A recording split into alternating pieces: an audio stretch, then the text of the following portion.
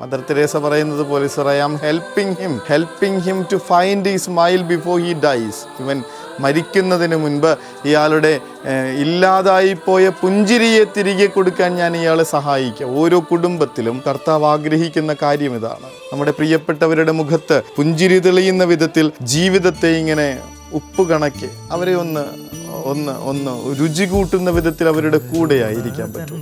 അവരുടെ ജീവിതത്തിൻ്റെ ഇരുള് നീക്കിക്കളയുന്ന വിധത്തിൽ അവരുടെ ജീവിതത്തിലേക്ക് പ്രത്യാശയുടെ ഇത്തിരി തിരിവട്ടം കൊടുക്കുന്ന ഒരു മെഴുകുതിരിയാവാൻ പറ്റും. മുത്തശ്ശി എന്ന് പറയുന്ന കവിത ഓർമ്മയുണ്ട്. ആ മുത്തശ്ശി മരിച്ചു പോയിട്ടും ആ കുഞ്ഞിൻ്റെ ജീവിതത്തിൽ അമ്മൂമ്മ പറഞ്ഞു കൊടുത്തിട്ടുള്ള സുഹൃതങ്ങളും നന്മകളും ഇങ്ങനെ ഉപ്പ് കണക്കെ അലിഞ്ഞു ചേർന്നതിൻ്റെ ഓർമ്മപ്പെടുത്തൽ. കർത്താവേ, പ്രാർത്ഥിക്കുകയാണ് ഞങ്ങളുടെ കുടുംബം ഇങ്ങനെ പരസ്പരം ഒരാളിൽ നിന്ന് മറ്റൊരാളിലേക്ക് പ്രകാശം കൊടുക്കുന്ന വിധത്തിൽ ജീവിക്കുന്നവരായി മാറാൻ. ഒരാൾ മറ്റൊരാൾക്ക് അയാളുടെ ജീവിതത്തിന് ഉപ്പ് പകരുന്ന, രുചി പകരുന്ന ഉപ്പ് കണക്കിയായിരിക്കാൻ. പുറകെട്ടുപോയ ജീവിതങ്ങളല്ല, ഉപ്പ് കണക്കി പരസ്പരം രുചി പകരുന്ന ജീവിതങ്ങൾ. ദീപപീഠത്തിന് മുകളിൽ കത്തിച്ചു വെച്ച ദീപനാളം കണക്ക് കയറി വരുന്ന ഓരോരുത്തർക്കും സന്തോഷം കൊടുക്കുന്ന, ചൂട് കൊടുക്കുന്ന, പ്രകാശം കൊടുക്കുന്ന മനുഷ്യരായി തീരാൻ കർത്താവേ ഞങ്ങളെ അനുഗ്രഹിക്കണമേ എന്ന് പരസ്പരം പ്രാർത്ഥിക്കും.